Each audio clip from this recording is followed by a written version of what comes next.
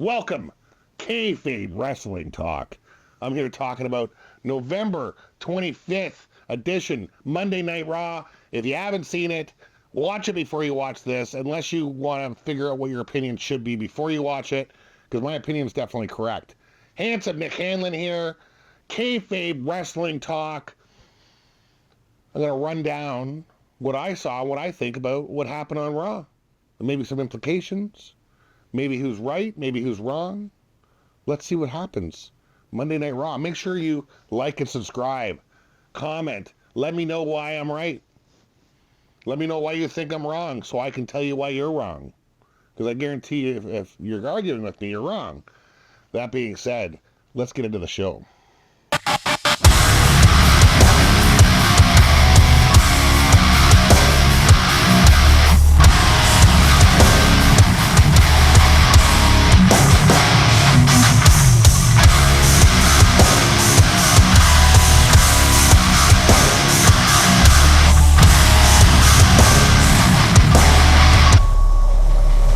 Raw starts out with Damian Priest and Gunter, who of course are fighting for the title at Survivor Series.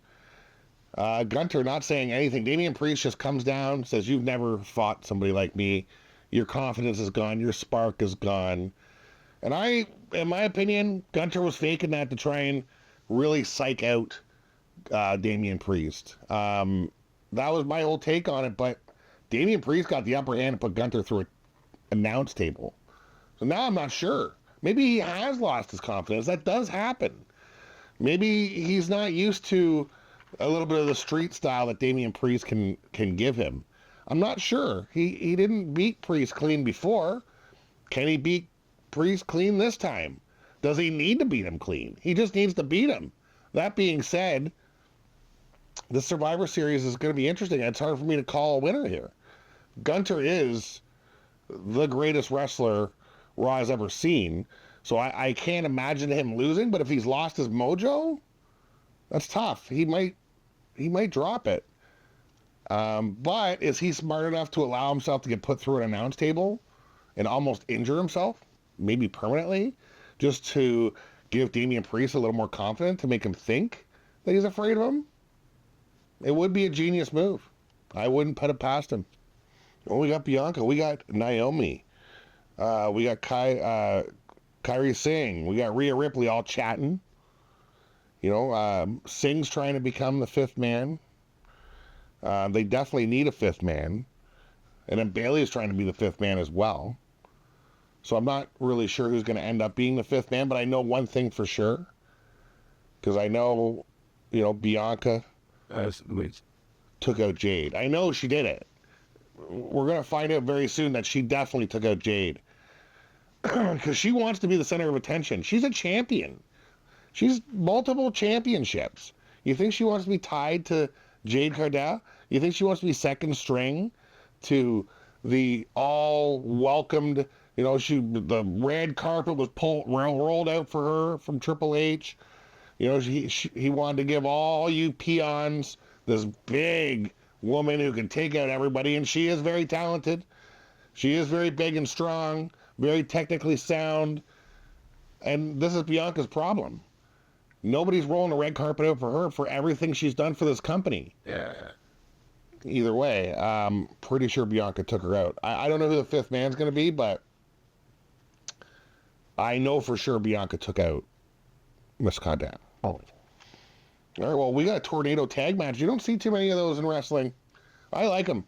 I wish there was more. We got the the Creed brothers, Brutus and Julian versus Deadbeat Dad Mysterio and Dragon Lee. The Creeds are looking fired up from last week with Chad Gable just slapping them around, getting them all fired up. They were looking fired up. Brutus laughing like a psychopath all the time during the match. We got Julian just hitting moves, power. These guys are pure power. But of course, Deadbeat Dad, Mysterio, and Dragon Lee, very talented as well. I'm not going to say they're not talented. Rey Mysterio's a deadbeat dad, of course, but that's beyond, that's beside the point. There was one point where Julius catches Rey Mysterio, and it was, Rey Mysterio is smaller or whatever, but the way he catches him, you can tell. Pure power. Now, it was a pretty good match, but Chad Gable, hops on to try and motivate the Creed brothers. Mysterio comes over. Chad Gable puts his mask on backwards, so Mr. Mysterio is totally blind, and, the Creed brothers get the pin. What a great match. Creed brothers are on their way up, finally getting that win they need to really light a fire under their ass and take over the tag team division. Mr. Gable is one hell of a coach, American made. There's a lot of different factions, but that faction definitely has some fire right now. All right, we got Braun Breaker against Ludwig Kaiser. Obviously, Breaker's not happy about Ludwig coming down and taking everybody out last week when he was trying to fight Sheamus for the title. Match started great. Braun Breaker looking powerful as normal. He tried to do his little run around the ring thing and dive at Ludwig, and he dove right into the announce table, right in the corner. I thought his chest plate was broken. If he wasn't as powerful and thick as he was, he'd be out. That'd be a career-ending move for 80% of the wrestlers. Braun Breaker just gets up and starts fighting him again and just powers him down. Well, Sheamus comes down and decides he's going to now beat up Kaiser, because he's obviously not happy he lost that title shot. Brawl breaks out. The GM, not happy, comes out and decides, well, looks like we're going to have a triple threat match. And that's going to happen at Survivor Series. And they had them all broken up, and they start brawling again. Man, these guys really hate each other. But Sheamus, you're too old. Kaiser, you're too skinny. Braun Breaker's going to break you. Braun Breaker's going to take it and keep that title around his waist. I don't think he's afraid of any of these challenges. Braun Breaker is the man. And we're going to find out very quickly why. Very soon he'll be in a title hunt, probably by WrestleMania. Braun Breaker is a machine. We got New Day versus Tozawa and Otis. A very short match. Xavier and Kofi not communicating, pretty much distracting each other, and Otis slams him. Tozawa jumps on him, wins the match. It was very, very quick. Now we see them arguing right from the ring backstage, just nasty arguing. Kofi saying, you never got to call the shots because you were never good enough.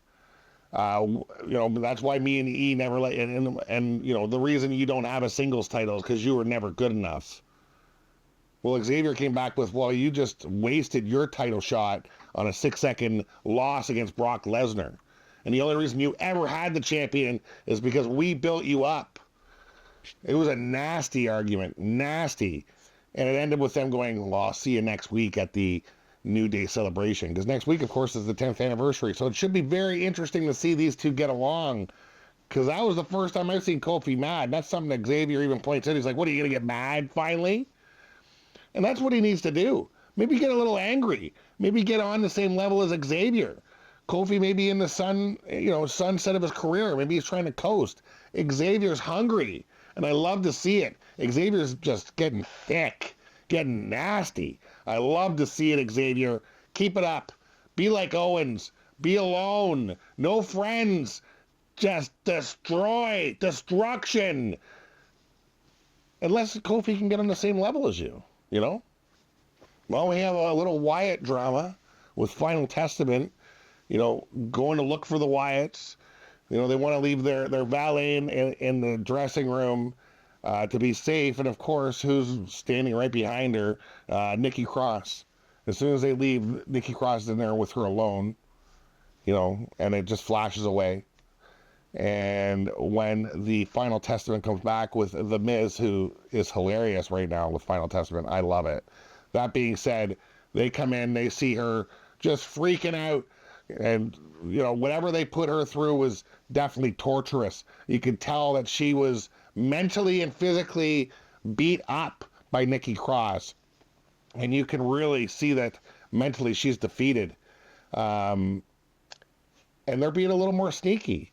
Not trusting anybody, the Wyatts. Very smart. Definitely, I don't see how Karrion Kross can outsmart the Wyatts. He did last week, but this week, the Wyatts got the better of them, and they are playing an incredible mental game. I can't wait to see what happens next with this. I'm surprised there's not some sort of Survivor Series classic match with these guys at Survivor Series, because that would be very entertaining. You can do a 4-on-4 elimination. Let's go. Let's get them in the ring. Let's see some fighting. Let's see some destruction. Let's see what the Wyatts can do. Because we've seen the Wyatts be sneaky, but we don't see very many matches with these guys. They got to start fighting. I'm not saying anything bad about the Wyatts. I don't want them, sneaking up on me. I'm cool. I don't want anything to do with it. But I think we need to start seeing some matches out of these guys. And I think we will soon. I think they might take over. Because the Wyatts are now thinking with their head instead of thinking with their hearts. Because I'm not sure they have hearts. These guys are dead inside. You look in their eyes, it's just emptiness. And that's what you need to be a champion. Just emptiness. Destruction. Darkness. I love it. But we'll see. Final Testament's got the upper hand. I never thought they would do that once. So they got the upper hand on them one time. Let's see what they got planned. Oh, we got a tag team championship match with the War Raiders winning a shot at the titles last week. So they're fighting JD versus Finn Balor, the Judgment Day. I love the War Raiders. I love the Judgment Day. War Raiders are one of the best quotes is one of the best quotes of the match was "Gravity is the third member of the War Raiders." Man, they just slam down on you. They pick each other up, slam them down on people. Ivar doing cartwheels and off the top rope moves. It's just a team of pure power and skill. But JD and Finn are smart. Judgment Day has numbers. They almost got beat. But of course Dom comes down and just points out to the referee that JD's foot's on the rope. Right? And a couple of little distractions happen. War Raiders couldn't keep their mind on the match. Finn Balor hits the finisher, and they are still tag team champions. I mean, they've had 2 tag team champion title matches since they've had the title. And one of the best ways to retain your title is fight as little people as possible. Less opportunity. Make teams earn a title shot. Don't just throw them around like LA Knight does, you idiot. You fighting champion, my ass. You're so dumb. Anyway, we're not talking about LA Knight right now. Judgment Day still has some gold in their corner. JD and Finn win the match against a team who I thought might take them down, the War Raiders. That being said, maybe put them in a cage. If you don't want distractions, get them in a cage. Get them in a Hell in a Cell. Get them in something like that. Bar the Judgment Day from coming down to the ring. That being said, there's obviously members that aren't in the Judgment Day that might be able to help as well. Judgment Day is smart. They have deep pockets, and they have a lot of influence, and they have a lot of friends. Something I forgot to mention. We got a new women's title. Intercontinental Championship for women. The Women's Intercontinental Champion.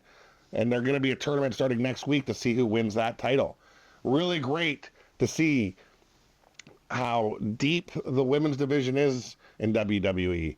It's really great to see them bringing in some new titles, a little bit of extra competition. When they're going to Netflix, these shows are going to be longer than 2 hours. So there's going to be lots of time to fill in with some great women's wrestling. Who's going to win that Intercontinental title? I have no idea.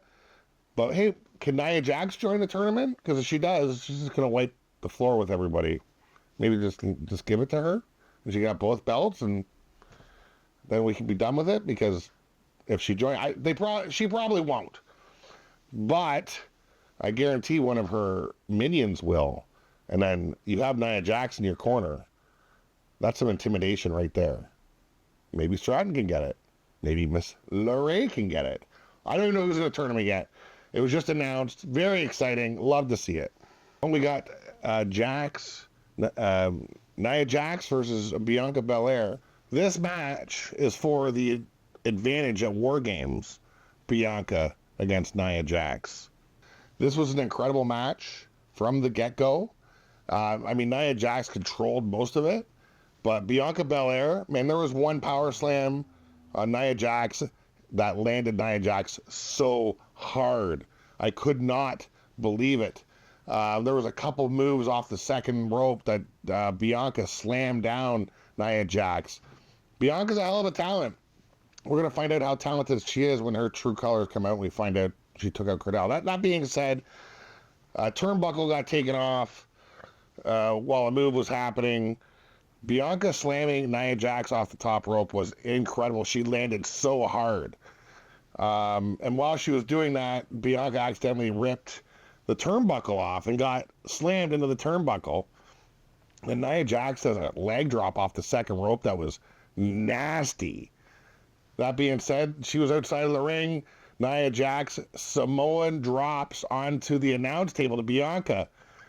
She's just trying to counter out. She's trying to win. It's just for an advantage.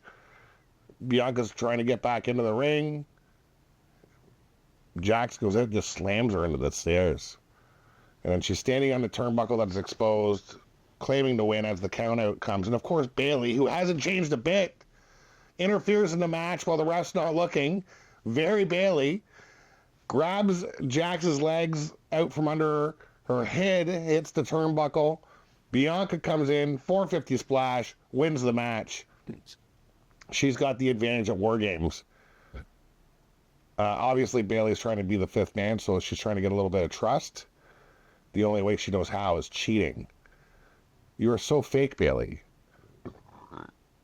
You are so close to coming back to the dark side. Because you haven't changed a bit. Oh, you're trying to be all motivational. Oh, you're trying to sell your t-shirts suddenly. Well, these little instances see the true. Bayley coming out. I'm so sick of her fakeness. Bayley, be Bayley. We might see her turn. I don't know. She's definitely planning on it. Because one of Damage Control is in the fight. So what's going to happen there? She going to rejoin Damage Control? Which is what she should do and apologize to everybody for being Bayley? Is she going to screw over Bianca? Well, Bianca's got some demons in her closet as well, taking out Cardell. I know she did it. I know you did it. Unless Bayley did it. Maybe Bayley did it. Interesting. Bayley could have taken her out because she wants to be the fifth man, because she wants attention. She wants to be in those main events. Bayley doesn't like people taking the spotlight either. I just poked holes into my own theory. Who took out Cardell? Bianca probably. Bayley might have just risen on that list. Interesting. It's going to be an interesting Survivor Series, that's for sure. You don't see Nia Jax getting pinned too often. It wasn't a clean pin, mind you. Bayley, of course, acting like Bayley, interfering. Nia Jax loses. Thanks for watching Kayfabe Wrestling.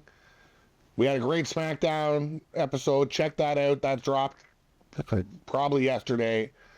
This is the Raw episode. Make sure you like and subscribe if you want to see what your opinion should be. Because if you disagree with my opinion, you're wrong. Thanks for watching, folks.